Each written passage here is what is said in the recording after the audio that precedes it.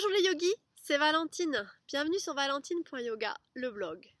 Aujourd'hui, je voudrais vous parler du carnet de rêve. C'est une technique, une petite astuce que je pratique depuis plusieurs années maintenant. Je vous propose de noter vos rêves comme vous tenez votre journal intime. Alors vous pouvez soit prendre un carnet différent pour le jour et pour la nuit. Moi personnellement je préfère lier les deux parce que c'est toujours bien d'aller faire des liens entre ce qu'on a noté dans son rêve et ce que l'on a noté dans sa journée. Y en a qui me disent qu'ils ne rêvent pas. Alors c'est pas grave, ce qu'on peut faire c'est noter une petite intention le soir avant de se coucher et demander aux petits anges de nous envoyer des rêves. Qu'est-ce que c'est un rêve en fait? Tout simplement c'est notre âme qui nous parle, c'est notre inconscient qui nous parle. Et cette petite technique-là est une technique qui nous permet de développer justement ce dialogue avec notre être intérieur, de développer notre intuition.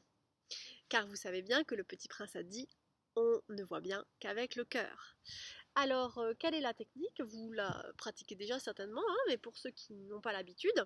Alors moi j'avais commencé au départ par un grand cahier comme ça, je me suis vite aperçue que c'était pas très pratique. Donc j'ai utilisé ensuite des tout petits carnets, vous voyez, et je les numérote, numéro 1, numéro 2.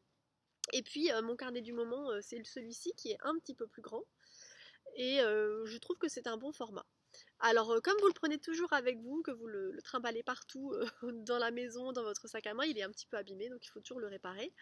Et alors, qu'est-ce que vous faites? Eh bien, vous écrivez ce qui se passe, vous mettez la date, et vous écrivez comme ça vous vient. Pour les rêves, il faut vraiment le garder au pied du lit, et le matin, quand vous êtes encore en demi-sommeil, vous écrivez.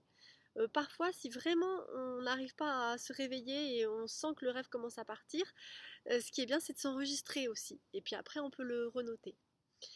Une fois que vous avez noté votre rêve, vous pouvez faire appel à des dictionnaires des rêves si vous en avez sous forme papier ou on en trouve aussi sur internet.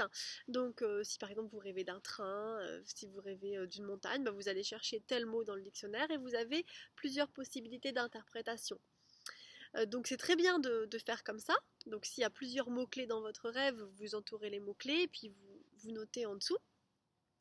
Mais il faut aussi essayer, et c'est un bon exercice pour apprendre à se faire confiance, pour mettre en relation ce dont vous avez rêvé avec des choses qui se passent dans votre vie, des questions que vous voudriez faire, des choix que vous avez à prendre, et c'est votre âme qui vous parle et qui vous guide.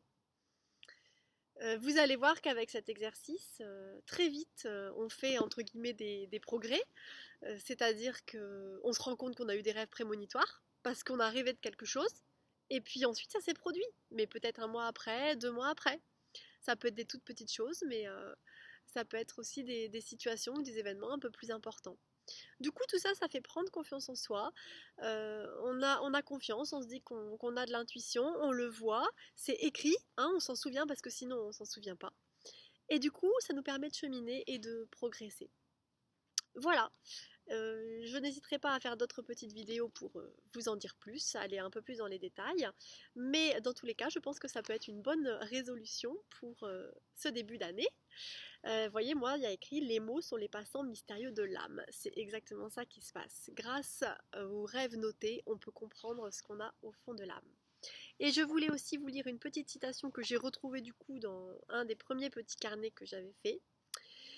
C'est une pensée de Marc Aurèle dans Pensée pour moi-même. Hein. Marc Aurèle, c'était un empereur romain. Fouille en dedans, c'est en dedans qu'est la source du bien et elle peut jaillir sans cesse si tu fouilles toujours.